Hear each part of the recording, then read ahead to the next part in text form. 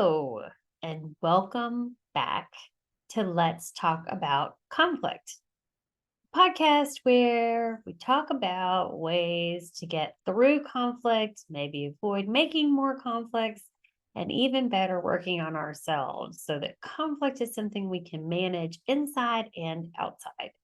I'm your host, Lynne Nash, an attorney mediator based in Dallas, Texas. Today, we're going to talk about a few common biases that may be keeping some of you from working through conflict. And so I don't want you to hear the word bias and think, what is that? And why are you saying I have a bias? And everybody, just so you hear it now, everyone has a bias. We all struggle with these. And I have picked three of the fairly common ones that most of us kind of find our way into and have to work our way out of. And I include myself on this list. Okay. So the way you work on something is to recognize it. So what is a bias? Well, we're going to go back to my very favorite website, wordhippo.com. Yes, I'm still not getting any money from them, but they're still amazing. And WordHippo defines a bias as an inclination, great word, towards something, an inclination towards something. In other words, you like it better than something else, or you just maybe lean towards something over another. And maybe they also say a predisposition, a partiality, a prejudice. Now, see, we went through a lot before we got to the word prejudice. So I don't really think a bias is about being totally, I think people associate the word bias in the great community with prejudice, but I don't think that's certainly not how we're going to use that word. Okay. A preference, a predilection, an inclination towards something. That's Word Hippo's help for the day. Thank you, Word Hippo. So with these bias in our lives, we have either through experience or through habit or from our upbringing, we have a sense of what makes sense to us. And a lot of those are just common biases that are in your head. So don't get caught up in the word bias. Other than to understand from a social science standpoint, it's just a term we use to help in some of these theories of kind of how are people acting the way they're acting, right? So one of my favorite things to talk about is the overconfidence bias. Overconfidence bias. And that is a very common bias that people kind of flow in and out of. Sometimes it's called an optimistic overconfidence. Overconfidence. In essence, overconfidence bias is when a person sees the world in ways that allows their personal rationalizations to be seen as factual. Okay, that's a lot of words. Let me break that down a little bit. So if I am in a mode where I am having a lot of optimistic overconfidence, then I believe, gosh, I know the answer to this and I don't need to do any research about it because I am right and I am going to find my way through this because I know I'm right. And I'm only going to look for things that are going to feed me having the sensation of I'm right. I have the answer. I'm the good versus the bad or whatever it is. Overconfident, optimistically. And so when you're thinking about an overconfidence bias through the lens of conflict avoiding, which I think is where you see this more often, the optimistically overconfident individual is likely to believe their own thought loop, right? So I've talked about thought loops before, but thought loops are where you have a thought and then you seek out validation, you find validation and you keep looping so that you just keep feeding the same loop until you have built a belief in your mind and nobody's going to change your mind about it. You've stopped taking in information that doesn't feed your loop. So when you're talking about avoiding conflict, then the optimistic, overconfident individual is likely to be in their thought loop that this situation is only ever going to go one way. That person will always be the fill in the blank. And I will always be the fill in the blank. And there's nothing I can do to make it better. There's nothing I can do to change this. I already know what the outcome will be. Loop. I already know what the outcome will be. And nothing I do or nothing they do or say is going to change my opinion or how this whole situation is going to work. So we talk about overconfidence and this optimistic overconfidence, but that's a negative overconfidence. You still are being overconfident in the fact that you think you know exactly how everything's going to go. That overconfidence bias of, I already know this is going to work. So the real key to kind of trying to break this up in your own mind, if you hear this on repeat in your own mind, or you catch yourself in that, is to recognize overconfidence bias causes people to fail to hear and recognize when other information and perspectives are available.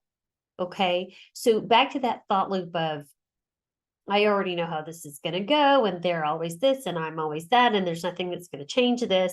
Well, there might be things that could change that. But if you fail to ask questions, if you fail to pick up new information, if you fail to hear the other party, or maybe they don't feel that way or think that way, or something's changed for them, then you're lacking the ability to get out of this bias. Okay. So if you already think you know the outcome, you're going to refuse to see and hear and learn.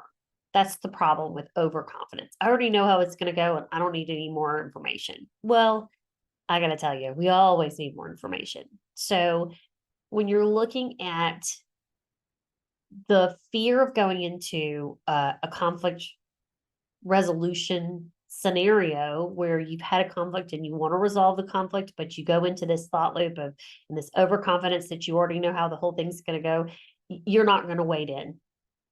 And I'm going to encourage you to say, let's take a breath. Am I in a thought loop? Am I only hearing my own overconfidence about this whole thing? Is there something I'm missing? And should I open myself up and listen again, or see again if there's something else that's changed? That's how I want you to understand overconfidence bias when it comes to conflict resolution. That was one, overconfidence bias. Number two, we're going to talk about false consensus bias. Okay. So in a false consensus bias, individuals believe that their opinions, their beliefs, their attributes, whatever it is about you as an individual, is just way more common and it's the norm in everybody else as well. So I think that asparagus is delicious and I enjoy it steamed or broiled or however. I enjoy it in most things, probably not out of a can if I'm being honest. But I enjoy asparagus. And so that means if I'm in a false consensus bias, I think you do too. You like asparagus and you want to have asparagus just like I do. Well, that's an unrealistic thing to say because not everybody likes asparagus. We all know that. Not everybody likes it. There are things people like that I don't like. But if I'm in my own false consensus about it, then everything is, that's just how it is. It's just the norm. Everybody feels this way. And when you hear people in conversation say, but everybody believes or everybody thinks, they probably are doing a really great job of keeping themselves in a false consensus. And so it helps people justify how they feel. And it can help them believe their own choices for behavior are 100% appropriate and normal and rational to any situation because that's how they feel. And so that's how you feel. And so you understand because they're projecting how they feel and their own norms onto you. And so you're not going to say something different because you're just like them. Well, I don't know what just like me actually looks like. And And yet I don't want to act like I don't fall into this periodically, because we all do. It's a very normal bias to find yourself wandering into. Um, Take, for example, I am an attorney. So a lot of times people will make overall generalized statements about attorneys, or among attorneys, they'll say, well, you know how it is, da da da da da. And I may or may not have had the same experience, and I may or may not have had the same reaction to the same experience. But the assumption is, because we are in the same profession, well, you have the same opinion and belief that I do. I'm going to give you the same attribute because this is our normal, this is normative behavior in our profession. Maybe, maybe not. And so the real struggle a lot of times with false consensus bias is that there can be this causal attribution. And this causal attribution happens and influences an individual's assumption that everything they think is really common, and everything they believe is what everybody else believes as well. So a belief or an idea, or something that they have normalized within themselves. And so they are looking to see this as the norm in their community, and in the things that they want to reaffirm this behavior, this projection of who they are, or who I am, or what I believe. And so I don't want to go down this too far, but as I was preparing for this, I was thinking about right now, you can really see this in how people are kind of picking sides in political disputes. And I'm not picking a side to say this. I think this is on both sides of the aisle.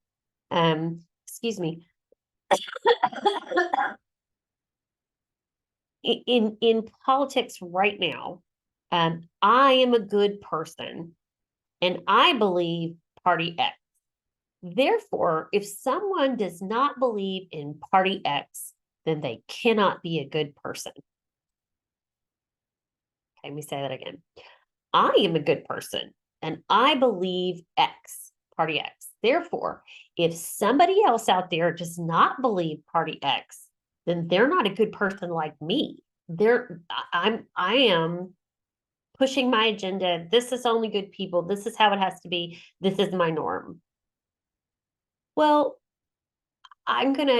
if I do that in all the things I do, then I'm going to have my opinions reaffirmed through the people I associate with, because they are only going to reflect back to me what I am projecting to them. And I'm only going to associate with people that are going to affirm that opinion, whether it's correct or incorrect, or I understand or don't understand. And it also leads to a lack of information and learning and growth to know if my opinion is really founded or not, because I'm just feeding my thought loop. So I don't want to go any further than that. I just kind of was thinking about the political lines and how this false consensus of, well, I'm going to normalize everything that's going on in my head because that helps reaffirm myself, and unfortunately it keeps us from hearing something else. And the root of a lot of conflict right now, if you think about it in those terms, is it seems to be conflict for conflict's sake. I'm going to say that again, because I really am kind of bothered by the idea of having conflict for conflict's sake. So if we as individuals can take a step back and open ourselves up to some ambiguity is just a big fancy word for unknowns, and we have to accept that we don't potentially know everything about a situation or a person, or why was this decision made at work, or why was that person promoted over someone else, or why am I the only one who ever gets the lemon frosting cupcake? Everybody else gets chocolate. It's just, if we can just say, hey, I don't know the answer. And if we do that, then we're going to remain open to receiving more information and potentially new information, and to being able to reassess and adjust. But if we're in a false consensus bias, it's very hard to make adjustments because we already know we're already right, and we're already pushing that perspective back out into the world to have it confirmed. And so to assist with a false consensus bias, and listen, we all do it. These are all very human things. But if you want to assist, if you find yourself or you learn to hear that about yourself a little bit, if you want to assist, to find out if you're having a false consensus bias about something, it's really helpful to ask open-ended questions. Okay. So if you are feeling like maybe I'm just in this loop and I'm not sure, then stop and ask who, what, where, when, why, or how questions. All of these are open-ended questions, and they're there to help you find more information. Okay. If you find yourself feeling like you're kind of in a loop and you're hearing yourself pushing your agenda, pushing only your thought, if you find in those moments you're only asking questions that have a yes or a no answer, you may very well be looping in a false consensus and only looking to affirm your belief rather than really finding out what's going on with the other person. So again, these are normal things. These are common things. We all float in and out of them. Some people stay in them. Some people have them and kind of go, whoa, I don't like that. But the goal of this podcast is to give you some skills so you can recognize some things, to think about ways that we're all working on ourselves, right?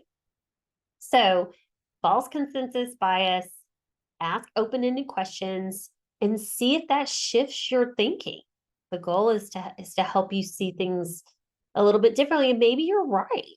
And maybe you're not having a false consensus. But the only way to really know you're not is to seek more information to confirm. And don't just seek it from one source that feeds you back everything you want to hear, right?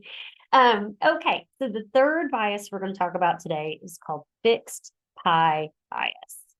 And so a fixed pie is a really common thing I shouldn't say that. It's a really common thing for many people who feel like everything is a win or a lose situation. Okay.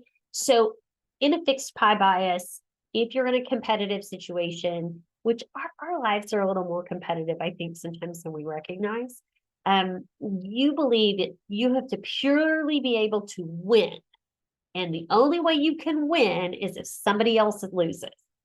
I need to be the winner because you are the loser. I am the loser because I recognize that they were the winner. It is a fixed mentality, say it that way. We call it a fixed pie because the concept is, what a pie plate looks like, and you can only get so many pieces out of this pie. You can't get it any bigger. There's only so much to go around. And so, did I get more than half? Did I get less than half? Am I the winner or the loser? That's where this whole pie stuff comes from. Anyway, when you're thinking about that win-lose mindset in a conflict resolution situation, if you want the resolution to be possible, it's really important to try and think of ways that don't involve winning or losing. So what do you mean, Lynne? Okay, here's what I mean. If you are trying to resolve something and you may not actually be able to take home the win, right? The big win, a sliver more of that pie, then maybe it's important to believe that being vulnerable in that situation and open was the win for you. We're learning a really hard truth about yourself or a situation is actually a win. Okay. It's that concept behind Edison talking about all the over 1,000 times that he tried to invent the light bulb and then finally did. None of those were failures. They were all just on their way to the ultimate success. But if you give up too quickly or you don't learn from each one of the steps, then it's hard to know how you're ever going to see the whole picture. In mediation, we talk a lot of times about making the pie bigger. You don't just want that 8-inch pie pan. You really want to be able to stretch it and make more pie available so that there's more to go around. And the way to do that is in your own mind and in assessing the situation. So, speaking of truth, it's going to be really, really, really open with you here. So, my husband Steve and I have a rule in our marriage that it's not mean if it's true. And I would not advise everyone to put this in their marriage, but this works for us because of who we are and how we function. And so we absolutely have the rule that it's not mean if it's true, meaning I love you more than anyone else. And if I feel the need to say this something to you along some line that doesn't feel very good to you, I am not trying to be hateful to you. I am not trying to be rude.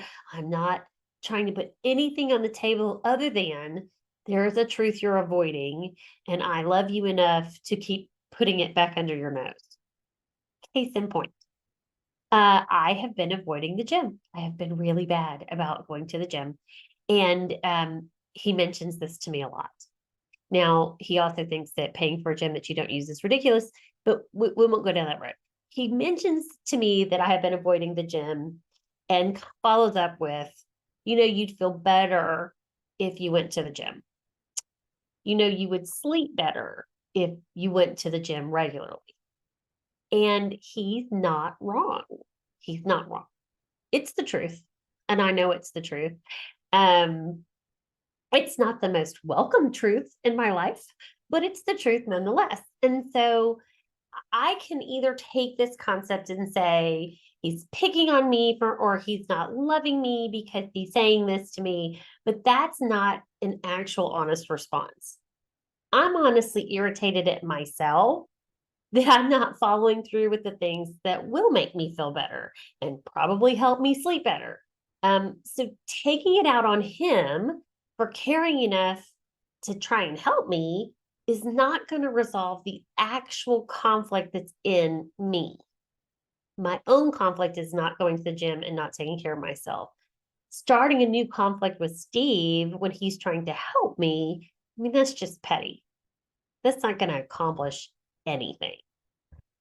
Instead, I think, frankly, we'd both win if I were sleeping more. And so this fixed pie mentality would be to say, he's winning and I'm losing, or I'm losing because it's not about that. I'm not going to stay in this tit for tat, win-lose mentality when someone's actually trying to help me. Who knows trying to help me? It's not always the most welcome thing when someone points out things you are avoiding, but he's truly trying to help me. Now, I don't know how that works in your own relationships, but it has certainly helped mine to know that when you put it on the table like that, your partner is not going to pop off at you and say, who are you to yada yada. No, we say, okay, I heard you. And thank you. That took time. That didn't just happen. But that's my own internal conflict happening and him recognizing it and trying to help me. And so picking a fight with him and causing a conflict there it's not going to solve anything. The conflict I have to solve is over here inside of me. And until I do that, he's really just trying to help me out. So fixed pie bias is difficult sometimes in high conflict situations, highly competitive situations, because we're kind of trained and ingrained into that. However, if you can learn how to accept, understand, grow, learn, and work on making your pie bigger, I promise you life will get just a little bit easier. And maybe maybe I'd get a little more sleep. Maybe. I don't know. So that is all I have for you today. I appreciate you listening to this podcast.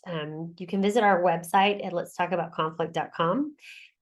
We're also on Instagram. Send us an email. I have been quite busy this spring teaching and doing CLE work and writing. And I am reminded again and again and again how much I really do value knowing the skills and how to make conflict a little less difficult when I have to go through it. So with that, we'll see you down the road.